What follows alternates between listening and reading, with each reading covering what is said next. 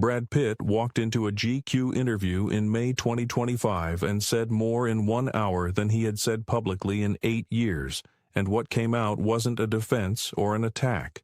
What came out was the voice of a man who had already processed the loss and was now simply naming it out loud. The interview wasn't tied to a film release or a promotional cycle. Pitt sat down and talked about the divorce from Angelina Jolie, about his children moving away from him, about the years he spent choosing silence while headlines framed him as a violent, absent father. He didn't arrive to correct the record. He arrived to close it. "I don't see it as a big deal anymore," he said when asked about the divorce proceedings, which officially concluded at the end of 2024. "It's just a legal matter that needed to be completed. I've moved on." Those words didn't land like a celebrity press statement. They landed like a door closing, cold and final, with no bitterness behind them, which is rarer and stranger than it sounds. What Pitt described in that interview was a man who had quietly taken himself apart. He stopped drinking, stopped using marijuana, and spent years sitting inside the wreckage of what had been one of the most scrutinized marriages in Hollywood history. The loneliness he admitted to wasn't packaged for sympathy. He called that period a necessary time of letting down your defenses, which is an unusual and honest way to describe what most people would simply call hitting bottom. For 8 years, the public watched him through Jolie's legal filings, through an anonymous lawsuit against the FBI, and through the visible drift of his children toward their mother. Through all of it, he stayed quiet. That silence, he now says directly, cost him the very thing it was meant to protect.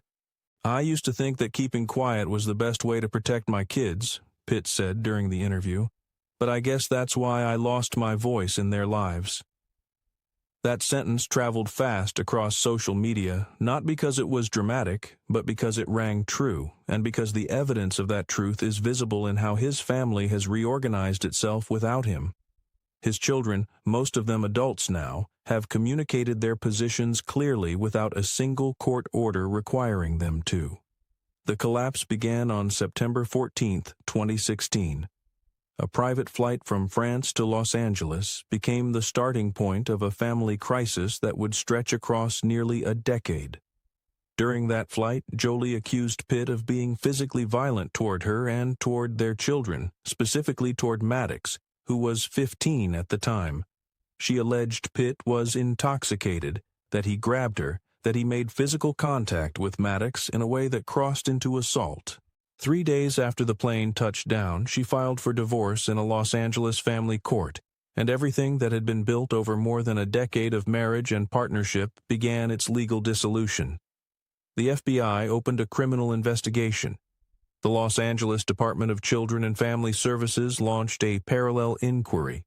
By November 2016, both agencies closed their cases, concluding there was insufficient evidence to support criminal charges. The investigations ended, but the suspicion didn't follow them out. In 2022, Jolie filed an anonymous lawsuit against the FBI demanding the release of all documents related to that investigation, a legal move that Pitt's team interpreted as a deliberate attempt to drag the original allegations back into public view.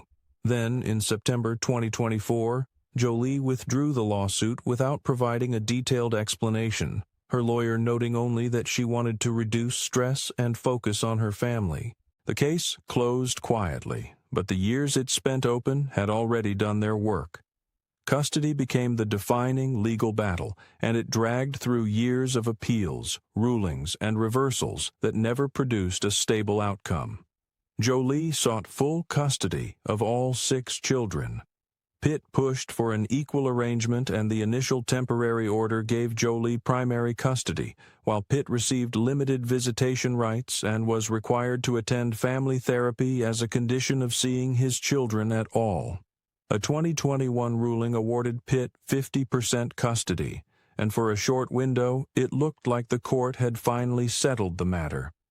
Jolie appealed immediately, and the appellate court overturned the ruling, citing undisclosed business ties between Judge John Outerkirk and Pitt's legal team. Jolie reclaimed primary custody. Pitt was left with visitation rights and a legal record that reflected more losses than wins across the entire span of the dispute. And while the courts were still arguing over percentages, the children were already making their own choices. Maddox, whom Pitt formally adopted after his relationship with Jolie began, reportedly provided testimony against Pitt during a 2021 custody hearing. He went to study in South Korea, rarely appeared in the press, and according to sources close to Jolie's legal team, no longer recognizes Pitt as his legal father. Pax posted a message on a private Instagram account in 2023 that referred to Pitt in terms that left no room for interpretation, calling him someone who had never truly loved his children. The post was removed quickly, but enough people had seen it that the content had already spread widely enough to matter. Zahara stopped using the Pitt surname by 2023, enrolling at Spelman College as Zahara Marley Jolie, without any statement from either Jolie or Zahara explaining the decision. Shiloh moved more deliberately than any of her siblings. After turning 18 in May 2024, she retained her own lawyer, paid the legal fees from her own savings, and filed a formal petition requesting the court to recognize her legally as Shiloh Nouvelle Jolie, removing Pitt from her name entirely. Shiloh had for years been described as the child who maintained the closest bond with both parents, which made her decision register differently than the others.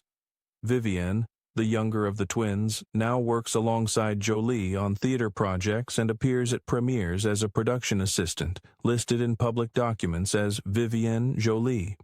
Knox, the other twin, remains largely out of sight, believed to be living with Jolie. 6 children, and Pitt is estranged from most of them. Not one of those estrangements was ordered by a court. They showed up in college enrollment records, in a deleted social media post, in surnames that were quietly dropped. That's the kind of rupture that no settlement agreement can address, and the kind of rupture that Pitt's comment about losing his voice in their lives was pointing toward directly. The Chateau Miraval wine estate in the south of France had once represented the height of what Pitt and Jolie built together. They acquired the property in 2008, restored it, planted vineyards, developed a wine production operation, and held their 2014 wedding ceremony on its grounds, where their children helped paint and decorate Jolie's dress. At the time, the estate stood as evidence that the life they were building was meant to be permanent.